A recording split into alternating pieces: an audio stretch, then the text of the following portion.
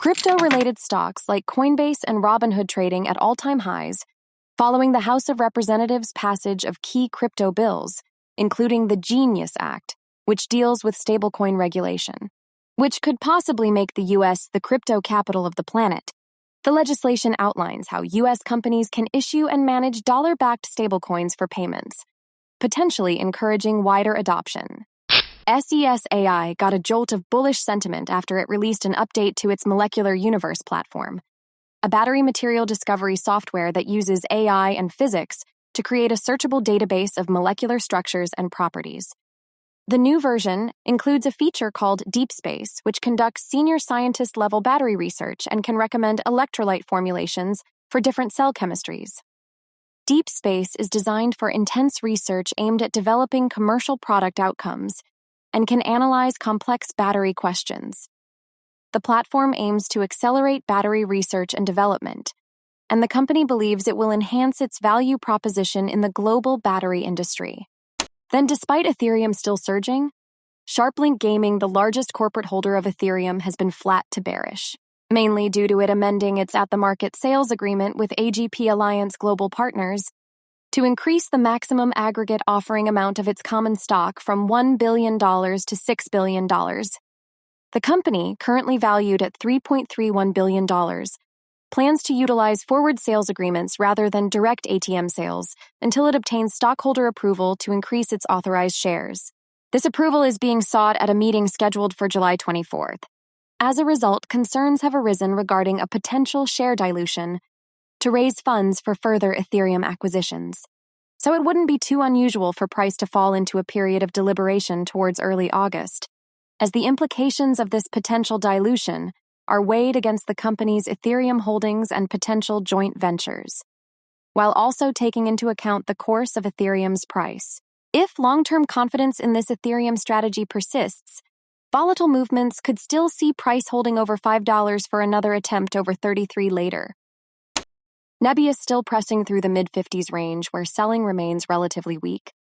With growing bullish sentiment, even just 2 green closes over 56 with volume over 25 million could lead to a breakout towards 68, which is Goldman Sachs's price target after it began favorable coverage with a buy rating, citing its strong full-stack GPU offerings, scalability, and pricing advantages. As a dominant player in the AI neocloud market, NBIS provides scalable AI infrastructure platforms.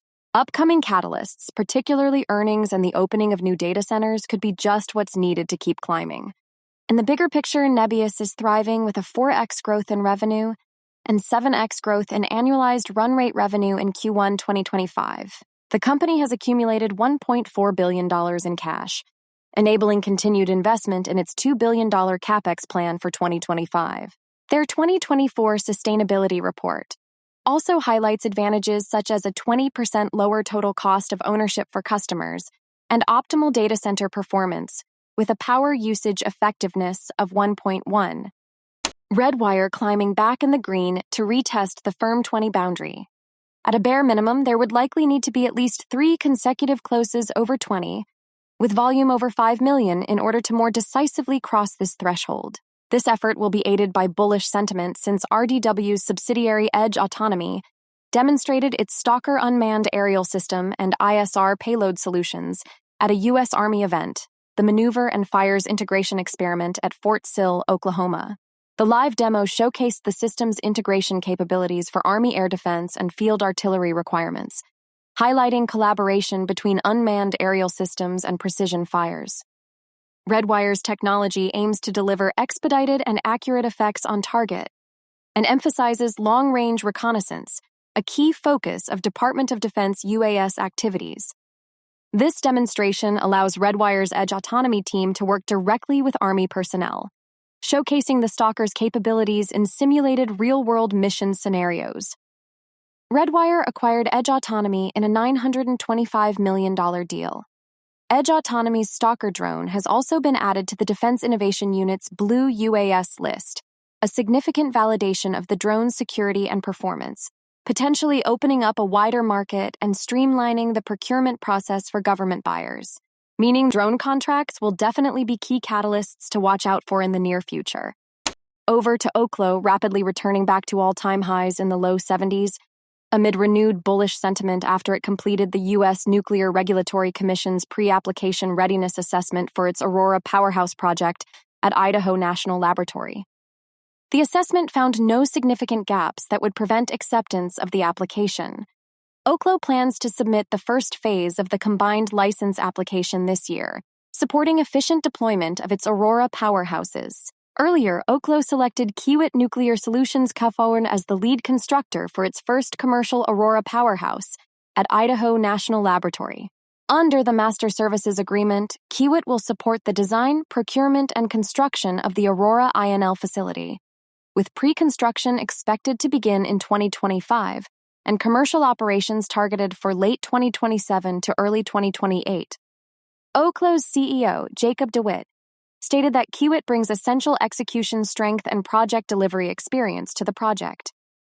The Aurora powerhouse is part of OKLO's broader deployment pipeline, which includes agreements to supply clean energy to commercial customers and U.S. government partners. OKLO also partnered with Hexium, TerraPower, and Lawrence Livermore National Laboratory to develop domestic production of high-assay, low-enriched uranium, HALEU. In general, OKLO and other nuclear companies are fueled by favorable regulations that are likely to lead to government investments, as well as partnerships to power AI data centers in the private sector. Even though it's still in pre-revenue status, these developments, coupled with its unique approach to small modular reactor, SMR technology, give it an edge in advancing higher.